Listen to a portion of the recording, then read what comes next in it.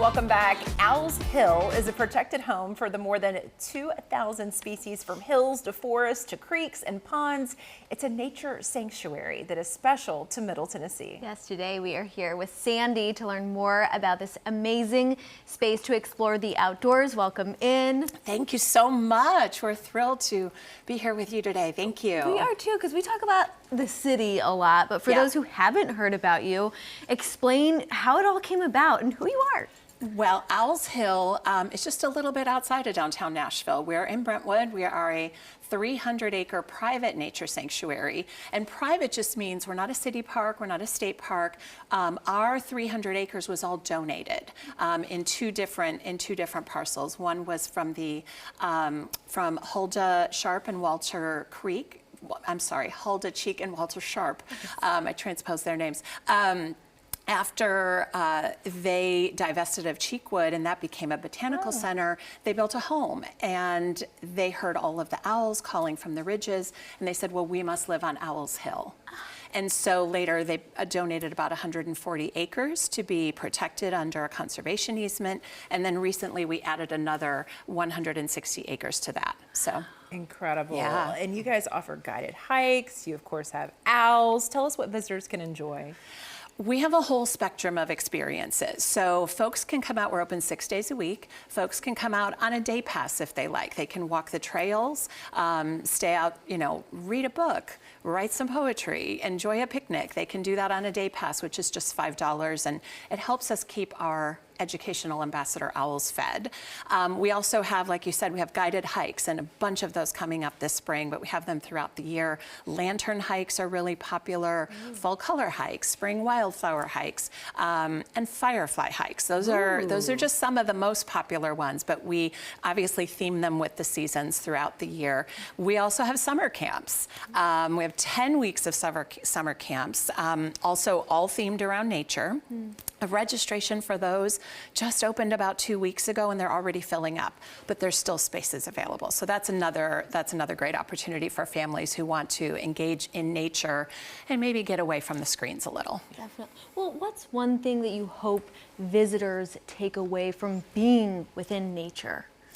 I love that question, because I think when folks come out to Owls Hill, it could be for any number of reasons.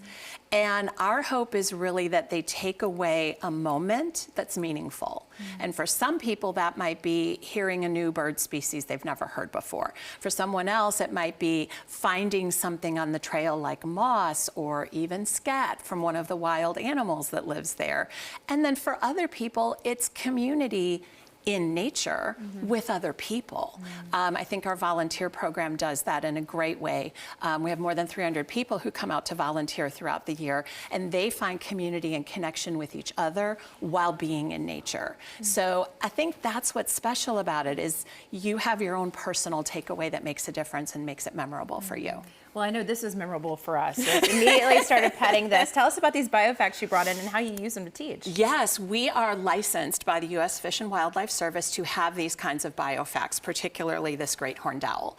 So like I was saying before, we have ambassador owls. On the property, we do have 2 great horned owls. This is obviously a taxidermied great horned owl that was donated to us that we can use for things like our Owl Day that's later in the fall in November. And we can take that around so people can have an experience of seeing their face close up, seeing that the feathers go all the way down to the talons. You can actually, you can feel what those feathers are like. And yeah, they're very, very soft. And the layers and layers and layers of feathers that they have is what keeps them warm when we go into weekends like we're about to have.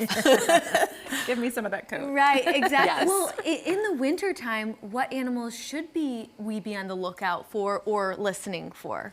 That's a great question. Well, right now I brought in this specimen, obviously a deer antler, and we know that deer have been really active in recent months, and over the next couple of months, the males will start to shed these antlers. So it's entirely possible that you might be out on a hike like somewhere where you see a buck with one antler because they've shedded the other one. I would also say in advance of this weekend, it's a great time to be bird watching because we'll have dark-eyed juncos and woodpeckers and all of the sort of winter migratory birds that we have. They'll all be out at feeders and finding remnants of seeds that are on natural plants that might be left. So it's a good time to look for them too. But we're only 8 weeks from spring, so that's even more exciting. Thank you so much. We appreciate you. Thank you. Absolutely. Everyone, check out their programs and events. Visit owlshill.org for more information about this beautiful nature sanctuary.